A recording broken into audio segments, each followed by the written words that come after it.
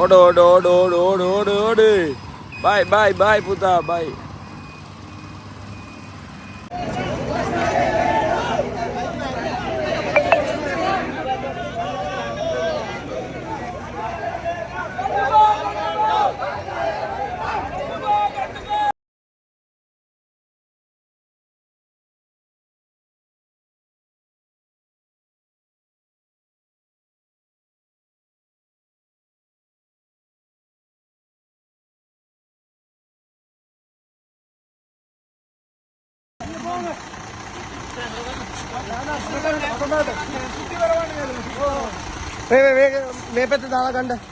யாழில் கடற்கரையில் உருக்குலைந்த நிலையில் சடலம் மீட்பு.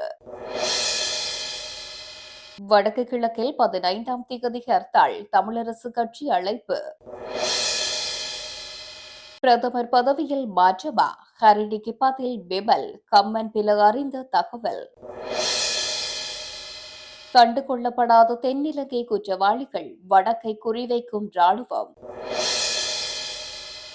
யாழ்ப்பாண வர்த்தக தொழில்துறை மன்றத்தின் ஒழுங்கமைப்பில் யாழ்ப்பாண சர்வதேச புத்தக திருவிழா 2025 தொடர்வன யாழ் டிவியின் விரிவான செய்திகள். யாழ்ப்பாணம் மண்கும்பான் கடற்கரை பகுதியில் இனம் தெரியாத ஆணொருவரின் சடலம் மீட்கப்பட்டுள்ளதாக போலீசார் கூறியுள்ளனர். சடலம் ஒன்று கரையொதுங்கியுள்ளதாக பிரதேச மக்கள் போலீசாருக்கு வழங்கிய தகவலுக்கு அமைய ஊர்காவல்துறை போலீசார் சம்பவ இடத்திற்கு சென்று சடலத்தை மீட்டுள்ளனர்.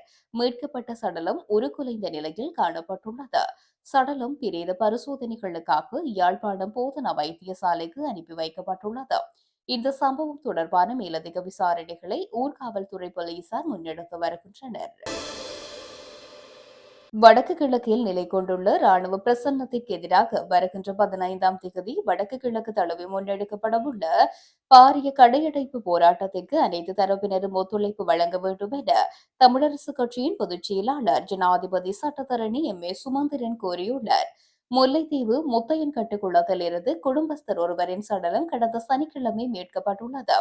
குளத்திற்கு அருகில் உள்ள ராணுவ முகாமில் உள்ள ராணுவத்தினர் அப்பகுதி இளைஞர்களை ராணுவ முகாமிற்குள் அழைத்து தாக்கியுள்ளனர். தாக்குதலுக்கு இலக்கான குடும்பஸ்தர் ஒருவர் உயிரிழந்த நிலையில் அவரை குளத்தில் ராணுவத்தினர் வீசியுள்ளதாக தெரிவிக்கப்படுகின்றது. வடக்கு கிழக்கில் ராணுவத்தினர் தொடர்ந்து நிலை கொண்டே இருப்பதனால் தான் அவ்வாறான அசம்பாவிதங்கள் தொடர்ந்து இடம்பெற்று வருகின்றன.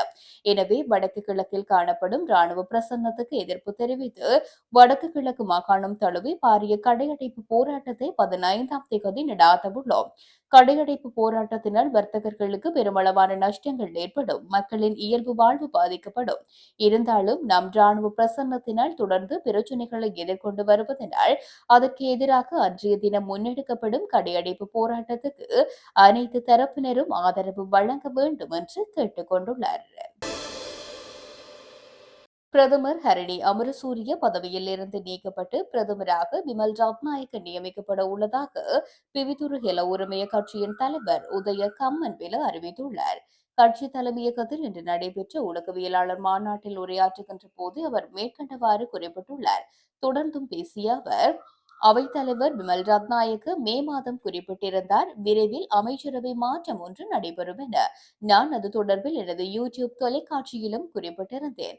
ஹரணியை நீக்குவது தொடர்பில் உட்கட்சி கூட்டத்தில் ஜனாதிபதி 6 காரணங்களை சுட்டிக்காட்டி ஏன் அவரை நீக்கக்கூடாது என்று தெரிவித்துள்ளார்.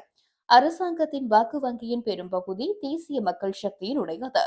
ஐரோப்பிய தூதரகங்களின் இணைப்புச் செயலாளர் பிரதமர் அரசாங்கத்தில் உயர்குடியை பிரதிநிதித்துவப்படுத்தும் அவரே மற்றும் அரசு சார்பற்ற நிறுவனங்களின் இணைப்பாளரும் ஆவார்.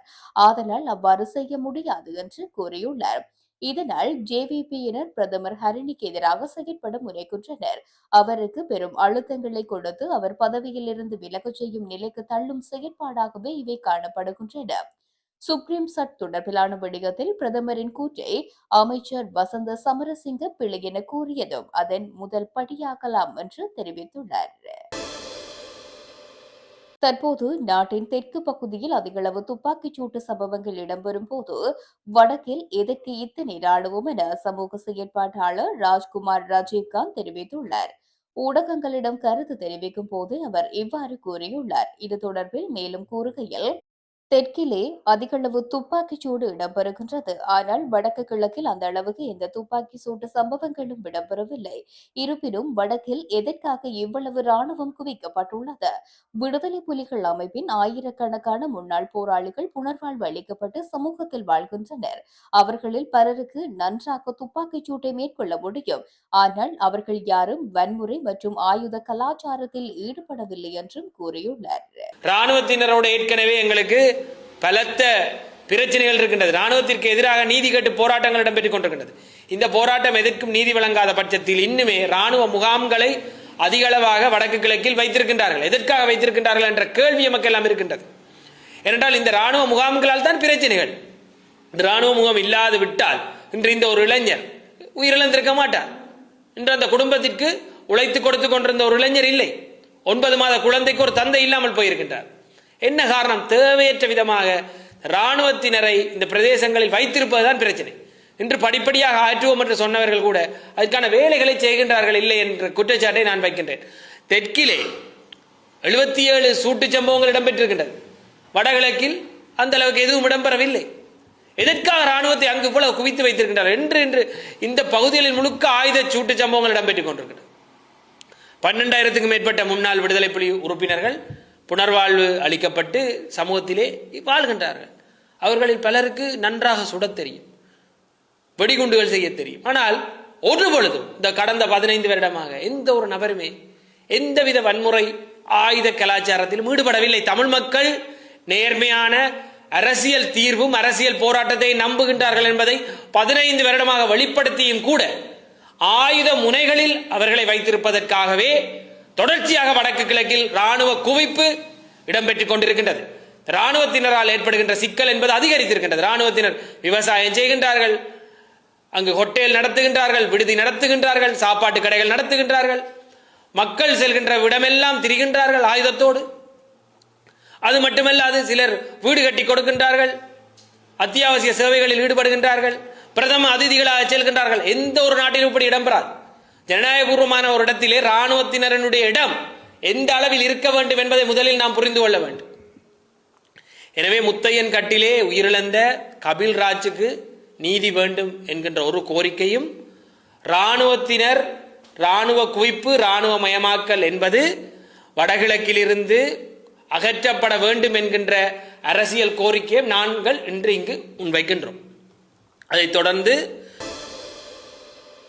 யாழ்ப்பாண வர்த்தக தொழில்துறை மன்றத்தின் ஒழுங்கமைப்பில் யாழ்ப்பாணம் சர்வதேச புத்தக திருவிழா 2025 ஆனது ஆகஸ்ட் மாதம் 15ஆம் தேதி முதல் 17ஆம் தேதி வரை 3 தினங்கள் யாழ்ப்பாணம் திருவள்ளுவர் பண்பாட்டு மையத்தின் கண்காட்சிகளுக்காக ஒதுக்கப்பட்டுள்ள பகுதியில் ஒழுங்கமைக்கப்பட உள்ளது.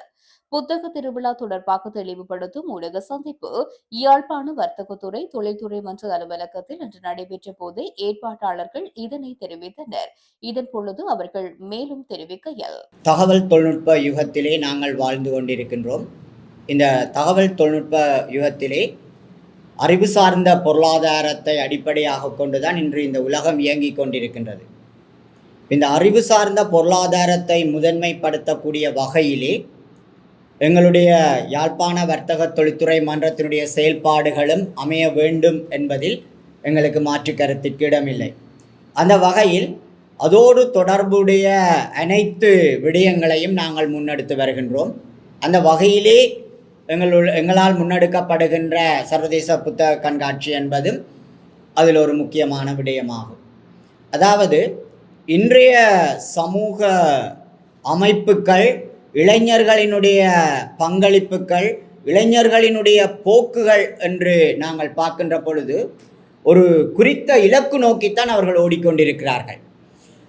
நாங்கள் வாழ்ந்த காலங்களில் எங்களுடைய நோக்கங்கள், எங்களுடைய சிந்தனைகள் ஒரு பரந்துபட்ட வகையிலே இருந்தது. ஆனால் இன்றைய இளைஞர்களுடைய நோக்கு ஒரு குறித்த ஒரு இலக்கு நோக்கிய ஒரு ஓட்டமாகத்தான் இருக்கின்றது. அப்போ இது எவ்வளவு தூரம் ஒரு நடைமுறை சாத்தியமாகும் அவர்கள் ஒரு நல்ல பிரஜைகளாக எங்களுடைய மண்ணிலே அவர்கள் வாழ்வதற்கென்று சொல்லி, அந்த வகையிலே உண்மையில் எங்களுக்கு நாங்கள் படிக்கின்ற காலங்களில் வாசிப்பு என்கின்ற விடயம் ஒரு மிக முக்கியமாக எங்களுடைய ஆசான்களினால் வலியுறுத்தப்பட்டிருக்கின்றது. அதாவது பரந்த ஒரு அறிவினை பெற்றுக்கொள்ளக்கூடிய விடயங்களை எங்களால் செயல்படுத்தக்கூடிய வகையில் இருந்தது. ஆனால் இன்றைய சமூகம் முழுமையாக ஒரு இலத்திரனியல் ஊடகங்களை, இலத்திரனியல் சாதனங்களை மாத்திரம் அடிப்படையாக கொண்டு தங்களுடைய இலக்குகளை நோக்கி ஓடுகின்ற காரணத்தினால் எங்களுடைய இனத்தினுடைய சமூக கலாச்சார விழுமியங்கள் எவ்வளவு தூரம் பதிவேற்றப்பட்டிருந்தாலும் இலத்திரனியல் சாதனங்களில் அவற்றினை எவ்வளவு தூரம் எங்களுடைய இளம் சமூகத்தினர் அதை பயன்படுத்தி கொள்கிறார்கள் அல்ல அறிய முற்படுகிறார்கள் என்கின்ற ஒரு கேள்வி இருக்கின்றது. அந்த இடத்திலே உண்மையில் இவ்வாறான ஒரு கண்காட்சி ஒரு வருடத்தில் ஒரு 3 நாட்கள் எங்களுடைய இளைய சமுதாயத்தை, குறிப்பாக அவர்களை நாங்கள் முதன்மைப்படுத்தி ஒரு இடத்திலே அவர்களை வர வைத்து பரந்துபட்ட எழுத்தாளர்களுடைய படைப்புகள், எங்களுடைய இலக்கிய விடயங்கள், கலாச்சார விழுமியங்களை அறியக்கூடிய ஒரு சந்தர்ப்பத்தினை தான் எங்களுடைய சேர்மன் சொல்லியிருந்தார். 3 நாட்களுமே ஒரு வித்தியாசமான முறையிலே இந்த நிகழ்ச்சிகள் கூட நாங்கள் ஒழுங்கு செய்திருக்கிறோம், சிறார்கள் முதல் இளையோர்கள் வரை. அப்போ இந்த நோக்கம், இந்த கண்காட்சியினுடைய பிரதானமான நோக்கம் உண்மையில் நாங்கள் இந்த கண்காட்சியை ஒரு சிஎஸ்ஆராக, ஒரு சமூக நல நோக்கோடு தான் இந்த கண்காட்சியை நாங்கள் பார்க்கின்றோம். அப்போ ஒரு நல்ல விடயம் இந்த மண்ணிலே அறிமுகப்படுத்தப்பட வேண்டும் என்ற நோக்கத்தோடு கடந்த ஆண்டு செய்த இந்த விடயம் உண்மையில் நீங்கள் கேட்ட கேள்விகள் போல் நிறைய ஆர்வம் உள்ளவர்கள் அதில் கலந்து கொண்டிருந்தார்கள். அதே மாதிரி இந்த ஆண்டும் இந்த கண்காட்சியை நாங்கள் ஒழுங்கு செய்ய முன்பதாகவே எங்களுக்கு நிறைய பேர் கேட்டிருந்தார்கள், இந்த முறையும் நீங்கள் புத்தக கண்காட்சியை நீங்கள் ஒழுங்கு செய்கிறீர்களா என்று சொல்லி. காரணம் என்னவென்றால் அவர்கள் அனைவருக்கும் தெரியும், யாழ்ப்பாண வர்த்தக தொழில்துறை மன்றத்தினால் ஒழுங்கு செய்யப்படுகின்ற விடயங்கள் ஒரு காலமும் சோடை போனதில்லை. அதாவது நாங்கள் இந்த சமூகத்திற்கு தேவையான விடயங்களைத்தான் எடுத்து செல்கின்றோம், அதைத்தான் அவர்களுக்கு கொடுக்கின்றோம். அந்த வகையிலே இந்த கண்காட்சி உண்மையில் ஒரு மிக பயனுள்ள ஒரு கண்காட்சியாக இந்த சமூகத்திற்கு அமையும். ஊடகவியலாளர்கள் நீங்கள் இந்த கண்காட்சியினுடைய அந்த தாற்பயத்தை சரியான வகையிலே எங்களுடைய மக்கள் மத்தியில் எடுத்து செல்லப்பட வேண்டும் என்பது எங்களுடைய யாழ்ப்பாண வர்த்தக தொழில்துறை மன்றத்தினுடைய ஒரு வேண்டுகோளாக இங்கு இருக்கின்றது. இத்துடன் யாழ் டிவியின் இன்றைய செய்திகள் நிறைவடைகின்றன. நன்றி.